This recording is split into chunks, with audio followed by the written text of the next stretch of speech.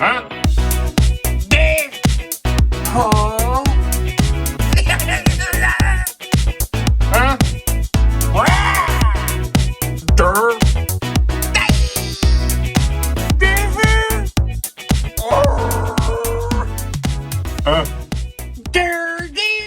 Hey now, and welcome down to KC Toy Reviews. We're here today with the Deathwatch Mandalorian by Hot Toys. From the show, well, I bet you'll never get this one, The Mandalorian on disneyplus. That's right, a Deathwatch Mandalorian from the show The Mandalorian. There's no way anyone would have guessed it. And this figure is one badass figure. So, as always, let's fine-tune the details and dive right the hell goddamn in. Alright, so here we are with the Deathwatch Mandalorian. Now, of course, I must note The Mandalorian being one of the best new Star Wars shows of all time. Well, of course, we had to have the Deathwatch Mandalorian. I think initial observation of the pre-order was, it's kind of lackluster. It looked pretty simple. However, in hand, I will be very honest, it has actually exceeded my expectations. Now again, the original expectations were just a lackluster, normal Mandalorian suit, but in hand, well, the details are immaculate. There's slight weathering to every piece of armor on him. Dare I say, 3 different colors of cloth/texture underneath the armor. And then one thing that excited me as a collector of Mandalorian and the various Boba Fett versions that we've had over the years was the boots. Now the boots here are connected beautifully, but the cool part is from this point down, I never know whether it's real leather or not, but it's kind of like a faux realish looking leather, which I thought was awesome. And then on top of that, you have a little bit of weathering to the tip of the boots, which ultimately just the breakup in textures between the leather boots, the cloth pants, the armor on the knee, and of course whatever the hell these guns are here. It just ended up working beautifully, and I don't know why, but the boots were really an exciting touch. When I saw those, I was like, wow, I for some reason didn't pick that up in the pictures in the pre-order, but it ended up looking beautiful, and I'm very, very excited for the route that they took on those boots. Now, the stand, well, maybe the unpopular opinion, but the stand, I was very disappointed. So let's dissect it a little bit. So the stand it must be from the planet that the Death Watch rescued the Mandalorian as he was a little kid, which I believe is, and I'm probably going to butcher it, Akvatina, something along those lines. So I guess we're going to go out on a limb and say that Akvatina has a rock, blackish dirt surface, which is cool. It's a little bit different than the normal Tatooine imprinted. Same thing here. We have the imprinted little boots here. Let's just go ahead and take them off here for the rest of this rant. So yeah, that's cool. We went with the Akvatina planet surface. However, why are we still going with the printed boot stand, Hot Toys? If you can see me now, I just cannot fathom how long they've been printing, or dare I say copy and pasting these dreadful stands. For somebody who just bought a Hot Toys, it's like, yeah, that's a cool stand. It looks good. It has some good texture. Again, it looks good in shot here. But why are we still dictating where the feet are going to go? Why are we still using the same imprinted Stormtrooper Tatooine feet on every single stand? The amount of money these guys are making, it baffles me every time we get these piece of crap imprinted feet stands. I don't even want my feet to go there. Maybe I want it over here and here. Why do you give me an imprinted feet on there? It doesn't even make sense. This isn't the Walk of Hollywood where we're going to cement ourselves in here with our feet. It makes no sense. They got to stop with the imprinted feet. I think that this would have been a cool stand, and I probably wouldn't have knocked it as much had we nixed this imprinted foot and just given us a jagged rock, Akvatina planet surface. That would have been cool, but why are we still printing the feet in the stand? You're dictating to us, Hot Toys, to this day, how their feet should be placed on the stand, and it's preposterous. It doesn't even fit well, putting his feet in these 2 spots. So just stop it. Just stop imprinting the feet on the stand. It's just ridiculous, Hot Toys. Stop it. I beg you, just stop it. Give us a cool textured surface right across with no footprints. We don't need the footprints anymore. Please, just stop it. And then next up, wonk wonk. Now listen, I get it. The first freaking argument anybody's going to have is that Deathwatch came flying in on their booster packs and we want to put them on a dynamic pose. I get it. I totally understand. But again, to dictate, if I want to have him in a museum pose, here is where it has to hit his waist. And there's only one proper spot it can properly hit the waist. And you got to do some absurd bend to the back of the stand here. It makes no sense. I mean, Hot Toys, I gotta think you're smart enough to know that a lot of us are using DTOFs or shelving that's within a 13 to 15 inch mark, right? So how the hell are we gonna put them on this stand in a dynamic pose in our shelves? The majority of us can't. I mean, newsflash, Hot Toys, it doesn't fit on our shelves. So it's really cool to include this dynamic stand to take some fantastic shots. I mean, I get it. We can pose them up, and we'll get to that. The articulation on this guy is great. So pair that with a dynamic stand. I mean, yeah, that's a win-win. But what about when we're done with those dynamic poses, Hot Toys? I mean, what do we do at that? We're going to cram it into our 13 to 15 inch displays and just jam him in there in this dynamic stand? It doesn't even make sense. And again, those of us that do want to go with a museum pose, this thing doesn't work. I say it time and time again. It would probably cost them, I mean it, $1.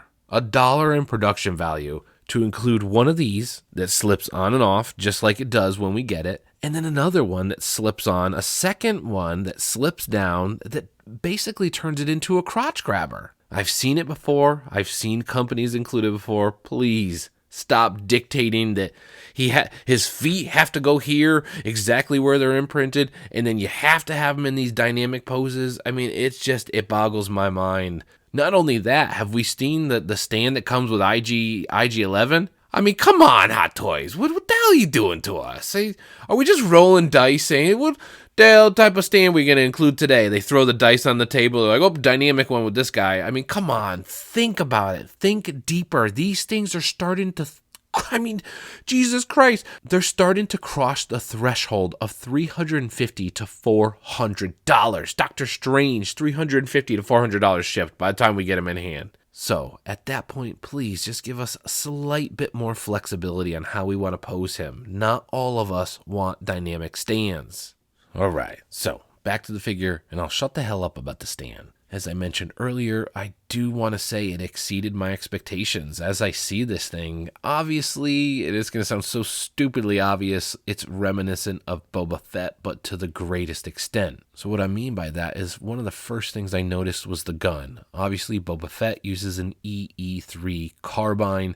This looks like that, but slightly different modifications. In the front of it, you'll notice, which Boba Fett's doesn't have, is kind of this grip right in the front of it. So that was kind of the first thing that noted. In the side steam barrel or whatever steam release looks a lot different as well. But it was cool that it was that carbine gun, very reminiscent of the old Boba Fett, this style. Everything looks fantastic with this.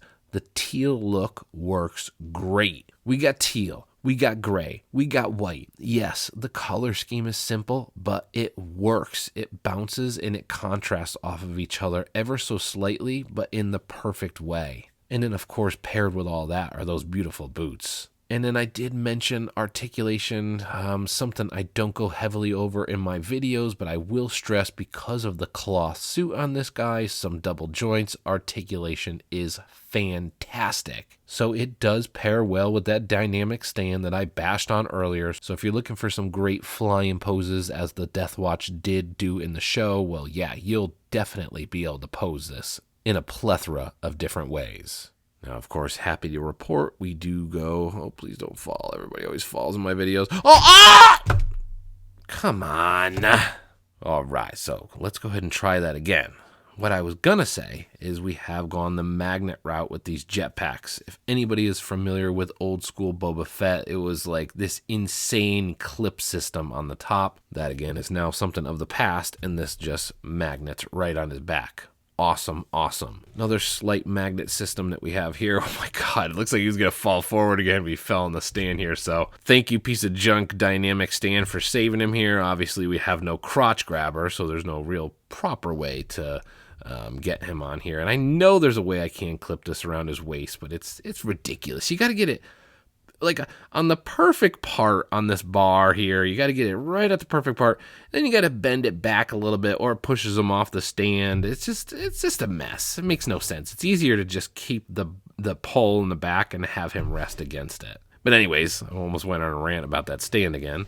We do have a blaster holster here, so you can take that out. That is another accessory that comes with it. Really, really good details again on this. Some weathering, couple shades of gray on there. Oh my god, isn't that a movie? One of those ridiculous novel movies? Wait. No, this is called 50 Shades of Gray, not a couple shades. So I could say that. There's a couple shades of gray here. So yeah, this gun blaster is really cool. And believe it or not, it has some slight weight to it. So it's a decent material and just overall really good quality. And then you can slip it right back in here. And then once it's in there, there's a slight little magnet clip that, boop, put that right there, and it holds it in there beautifully. And there we have it. The Deathwatch Mandalorian by Hot Toys. Now, as always, before we slap a score on this guy, some final closing notes. One thing that I didn't mention before, for some odd reason, the shoulder plates and the upper thigh armor plates are all Velcroed on there. I'm not sure why. We only came with one extra armor plate on that side. So maybe there's some mix and match thing that I'm not understanding. Comment below if you know, but I have no idea. Being that this is a Deathwatch Mandalorian, yes, you could be encouraged to buy several of these, so maybe swapping the armor around makes sense, but because there wasn't a variety of armor included, I just don't get it. But overall, this thing, as I've mentioned a couple times, is badass. We have that magnetic backpack, which is an upgrade from the atrocious system that we used to have in the past. Thank God, again, that is something of the past. What you see is what you get. We do have the stand that I showed you earlier. We have the gun, the two guns technically. We have one in the holster, the backpack, and then there are two little flame accessories that you can attach to the backpack. I don't even think I showed those, but they're not very exciting. You have the backpack that you can see as in shot now, and then some flame accessories that you can attach to the back that, as I mentioned, when you pair with the dynamic stand, well, it looks like he's flying around with some flames coming around the back, which is cool. And overall, I do think he came with a decent amount of stuff that works for the character that we saw in the show. And on top of fantastic articulation, the paint scheme is great. It has a weathered look to all the armor at the tip of the boots. You know, as I say that, I guess a small knock. The cloth suit underneath is completely shiny, looks brand new. I guess that makes no sense that the armor would be all scuffed up and the cloth suit looks brand new. I mean, maybe they just came back from the dry cleaner and you can't dry clean Beskar, so I mean, I guess that makes sense. But yeah, maybe they could have added a little bit of weather into the suit, but overall, I don't think that it's something that's ever going to get in the way or something that I should gripe about too much. This is a very simple character with a very quick arc in The Mandalorian. We did not get to see too much of the Deathwatch. It's not a bad thing. I think sometimes these one-off characters or characters, if we're going to say in this case with the Deathwatch, truly works because we have this really cool background Mandalorian that we can pair with the rest of our collection now. And I guess with all that said, swinging into a score. Now, in my mind, it's not going to cross the 9 threshold, and not for any quality reasons. More, I just think because it is a one-off simplistic character. We're going to go with an 8.9 out of 10. I mean, I don't think there are too many improvements we can really ask for. Fantastic articulation, fantastic armor. The boots are a really nice touch to this guy. Decent accessories. Yeah, the stand's a piece of crap in my opinion. I just can't stand those dynamic stands, and why we're still giving us the Tatooine foot imprinted stances. At this point, I'm not sure if it's some inside joke at Hot Toys. They printed like 1 million of those years ago, and they're still trying to get rid of them. They're just spray painting them different colors at this point. I don't get it. Why we're giving us printed feet in our stands. And I just shake my head because it's such a nice stand. If those feet weren't imprinted on there, how cool of a nice little jagged, rugged surface stand would that have been? Just, what a shame that we're still coming with those printed feet in there. So, but anyways, 8.9 out of 10 is still a great score, which leads me to something that I've been saying a lot more lately is, do I recommend this? Absolutely. If you're a Mandalorian fan, if you're building that Mandalorian collection, you'd be crazy not to get this guy. So that's going to be it here for us today at KC Toys. 8.9 out of 10. Deathwatch Mandalorian. Tricked me with the EE3 at first. Who knows what this one's called? I probably should know, but I don't! Bah!